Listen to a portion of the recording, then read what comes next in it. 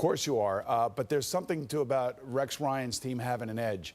And I thought Willie Colon brought that edge with him on this offensive line. This offensive line was pushed around last year. You know, they had the whole butt fumble situation on Thanksgiving. Heard about it. New England Patriots, and it was a mockery. It was and here in New York, it was the circus was in town and all that other stuff. Now all of a sudden, that has kind of waned. It's gone away, and I think due in large part to this new offensive line and the toughness that they're showing. But they have to play smarter. Amy, you obviously with some Raiders teams and let's just say specialized in penalties. What's your take on this topic, and how do you coach it? How do you control it? Can you? Well, there's different sorts of penalties, and some penalties are worse than others.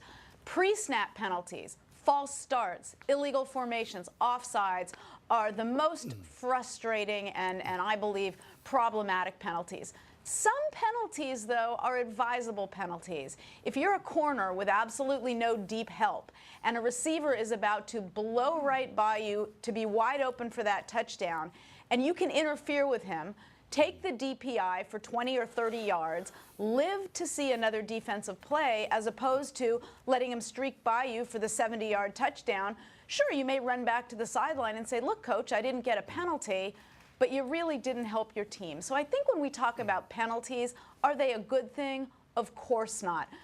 But there's different sorts of penalties. And look, the Jets just had 20 penalties and won the game. Well, the real question for Amy is that if her head coach would invoke the rules that Rex Ryan has invoked this week at practice, where everybody does push-ups when there's a mistake or a penalty made on the practice field, would Amy participate in the push-ups? Would you do it, Amy?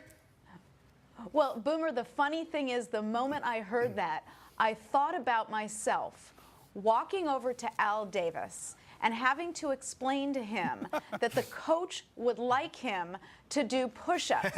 And I could hear his voice resonating in my ears. I know exactly the words he would have used. I can't repeat them on television. So I did have that little moment about, wow, what if I hadn't resigned and the head coach wanted the owner to do push-ups and Al was still that owner? Would I do them? I don't know. I'll have to get back to you on that, Boom. That's awesome.